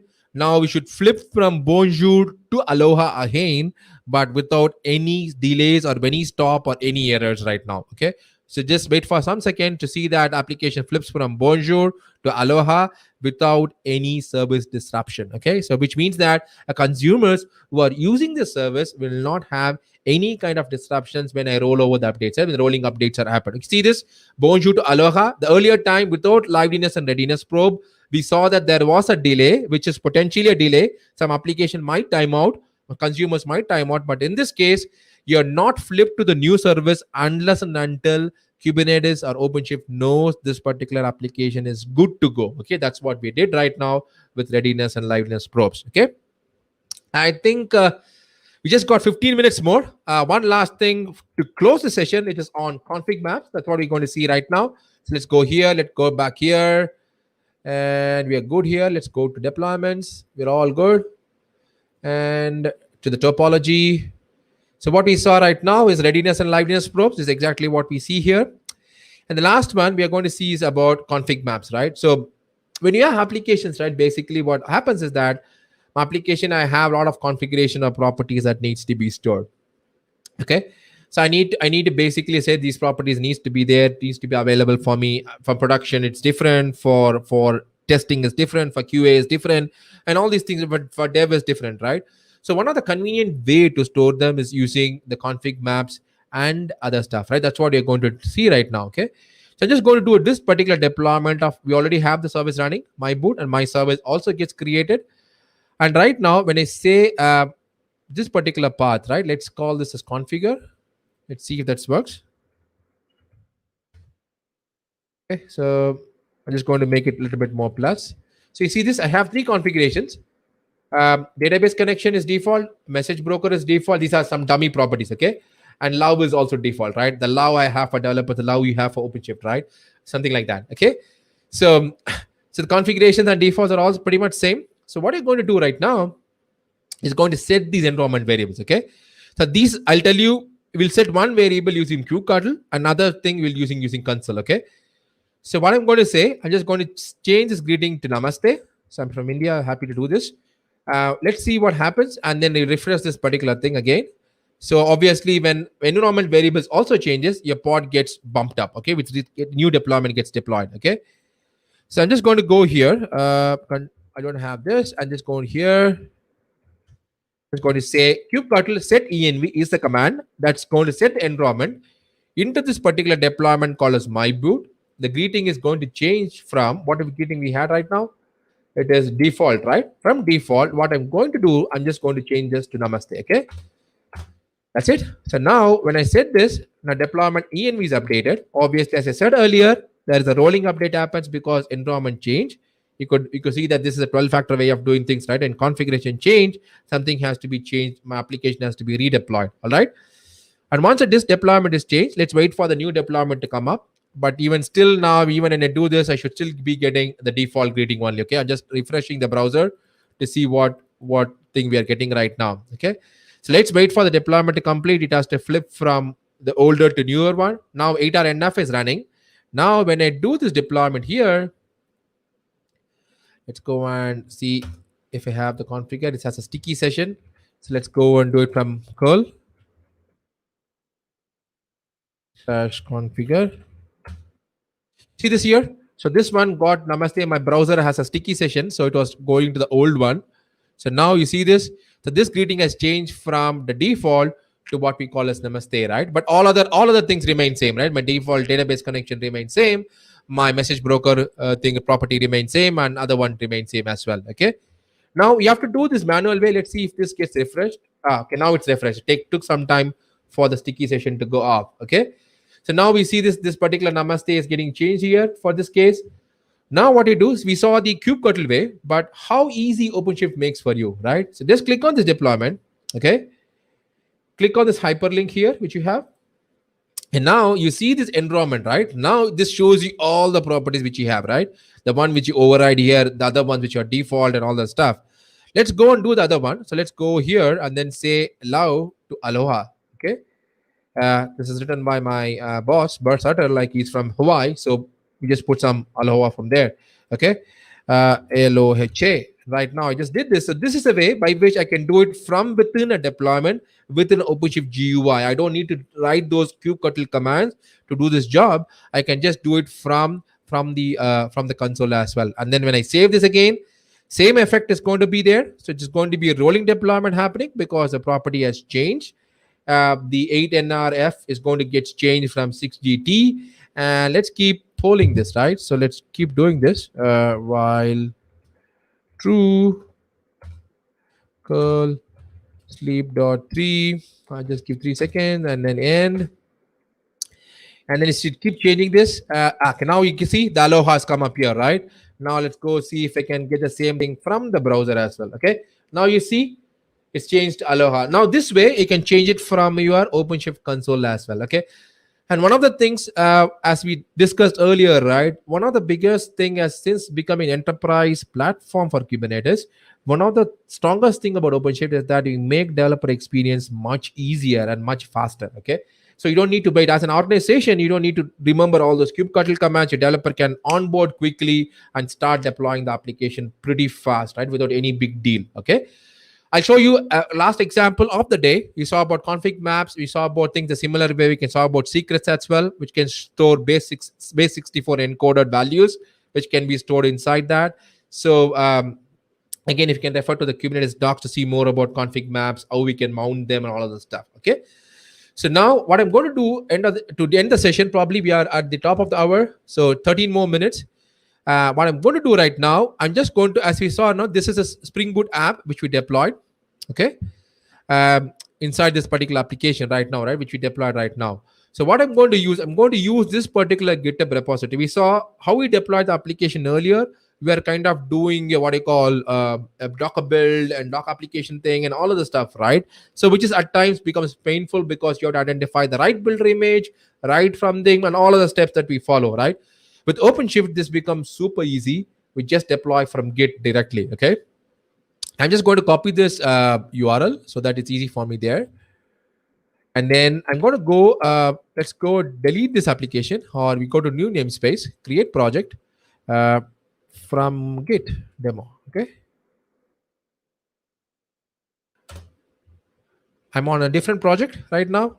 And then I'm going to say from Git, I'm going to paste the GitHub repository URL here. So this is going to validate again. Okay. And then it's going to ask me for some advanced options because the project is not directly under this. Okay, this is a documentation repository. I have it under apps. I'm just going to say that from apps, you go to Spring Boot. This is what I'm going to deploy. Take this one and then put it here. Okay, I already have this. And then it's since it's JSON, I think unfortunately what happens is that it goes and detects the project by the root of the project, right? I have a package JSON, which it assumes that it's going to be a Node.js, but I need to change that saying that I'm going inside a nested directory. So which is a Java application. And I'm going to say, I'm going to use Java 8, right? I can use Java 11 also if you want. And then I'm going to say this app is going to be my boot again. I'll just say the same name, the different namespace.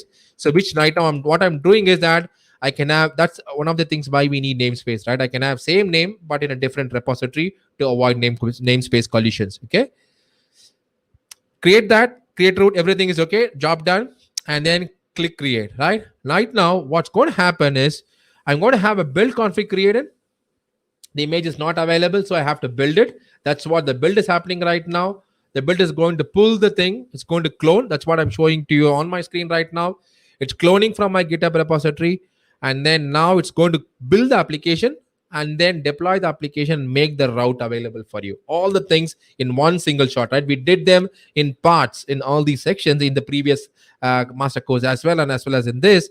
You have been doing them in parts, creating service, creating this, etc., etc. But right now, I know that this can be built, and then it's kind of downloading the files from my cache. I have an Access repository locally, and it's doing a build for you, right? It knows how to build a Java application.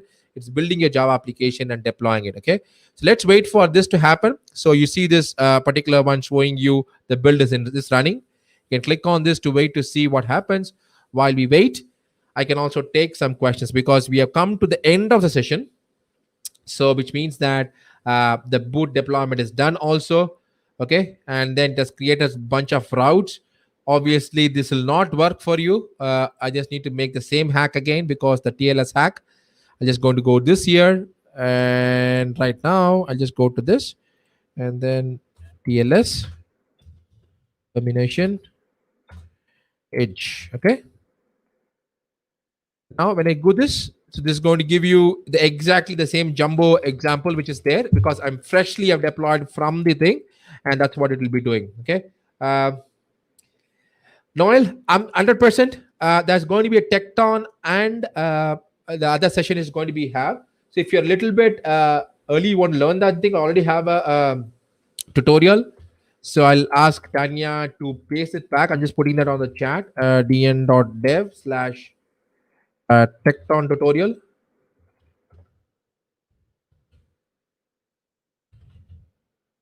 Tanya, can you post this URL on the thing? That's the tutorial which I'm maintaining right now. I've requested Tanya to post it on the chat. I think this is a Tekton tutorial which is right now there. It works both in OpenShift and in Minikube if you want to try. I'm also adding, if people know that we have some kind of announcement made where we are going to jointly work with Argo CD, which means that your CD pipeline is going to be combined and giving you a better CI/CD experience. So I'm also adding the Argo CD chapter to that. So keep watching that, watching the tutorial. So if you have any questions, you can post on that. And obviously, we are working towards getting you a Tekton session. Mostly, it will be there in January. Okay, so that's what we think of that. So you'll get a link, Noel. I think whenever there's new courses are announced, you get an announcement, and then you get an email when it gets registered, so that you can register for the session and attend the session also. Okay. So and this is what again, a better developer experience is what I shown to you with OpenShift. I can just deploy directly from the thing, and we saw the other ways, right? We saw from Git today, we saw from container image, we saw from YAML. You can also try from Dockerfile as well if you have a ready-made Dockerfile. And these are the ways by which I don't need to wait on something on my platform to do. I can just jump into my application deployment with a fraction of seconds with OpenShift. Okay, that's the power and the enterprise stuff which I bought in. And keep watching. We are getting new features inside OpenShift, which even increasing your developer experience much further. So I think, Noel, I think I already have a pipelines here, but I don't have a demo right now. But you can also get a pipelines created from here as well, right? It's already integrated into OpenShift 4.5, and then it's getting improved for 4.6 as well. Okay. So with that, so I think I come to the end of my session. We saw about liveliness, readiness, configuration, config map, and all other stuff, right? Already, which we saw right now. So, and we saw about this, and then, so this is again, this is a non-definition thing which we are doing right now. The definition stuff which you can log in for. This is the monthly courses. We have other things also coming up. We have the LinkedIn thing where you can register yourself. We have a YouTube. thing. And then another thing, you can just go this. Once you get the slides, you can also see how you can register yourself for all these stuff. And last but not the least, we are getting the Quarkus session in November and December. I can see my Quarkus t-shirt that I'm having. Happy to see that I got it yesterday because of this COVID delay.